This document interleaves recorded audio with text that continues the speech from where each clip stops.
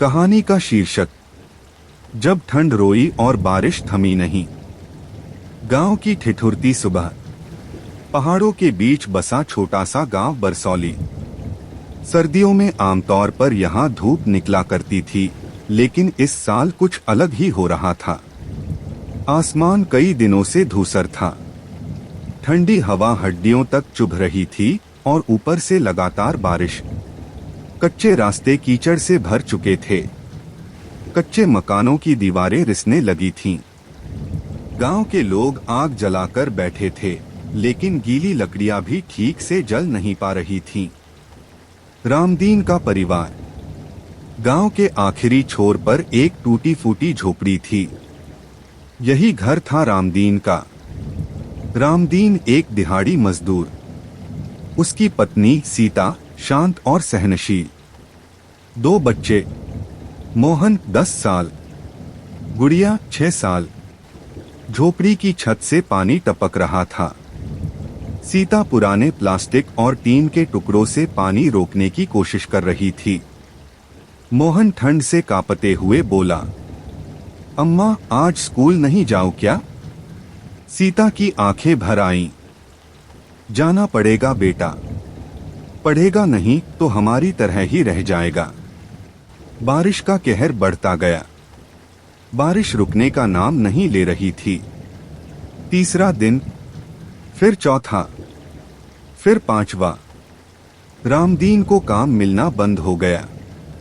ईंट भट्ठा बंद। सड़क का काम रुका।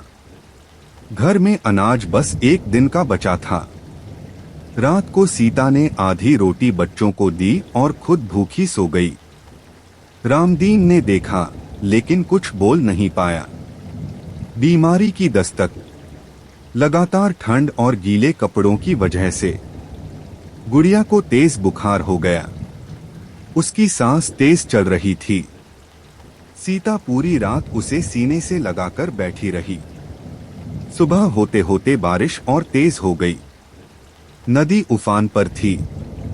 गांव का रास्ता कट चुका था। रामदीन ने गांव के वैद्य के पास जाने की कोशिश की, लेकिन रास्ते में पानी भर गया। गुड़िया की हालत बिगड़ने लगी। मजबूरी और अपमान। रामदीन साहूकार के पास गया। हाथ जोड़कर बोला, सेठ जी, बच्ची बहुत बीमार है, थोड़े पैसे दे दीजिए। सेठ ने ठंडी हंसी हंसी, पिछला कर्ज चुका दे, फिर बात करेंगे। बारिश में भीगता रामदीन पहली बार अपने आंसू नहीं रोक पाया। उम्मीद की छोटी सी लौ। उसी दिन गांव में सरकारी राहत टीम पहुंची। बरसों बाद मोहन ने दौड़कर बताया, बाबा, बाहर लोग आए हैं, दवाइयां और कंबल लाए हैं।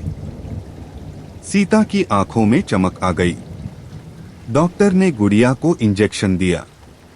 गरम कंबल ओढ़ाया। डॉक्टर बोला, समय पर आ गए, नहीं तो मुश्किल हो जाती। बारिश थमती है पर निशान छोड़ जाती है। 7वें दिन, आखिरकार बारिश थमी, लेकिन गांव बदल चुका था। कई घर गिर चुके थे। खेत बर्बाद हो चुके थे। रामदीन की झोपड़ी आधी टूट गई थी, लेकिन उसकी बेटी बच गई थी। नई सुबह। कुछ दिनों बाद गांव में मनरेगा का काम शुरू हुआ। रामदीन को रोजगार मिला। मोहन फिर से स्कूल जाने लगा। गुड़िया अब हंसने लगी थी। सीता ने आसमान की ओर देखकर कहा, भगवान ने बहुत लिया, पर सब कुछ नहीं छीना। अंतिम संदेश, गरीबी सबसे बड़ी मुसीबत नहीं होती। सबसे बड़ी मुसीबत होती है मुसीबत में अकेला पड़ जाना।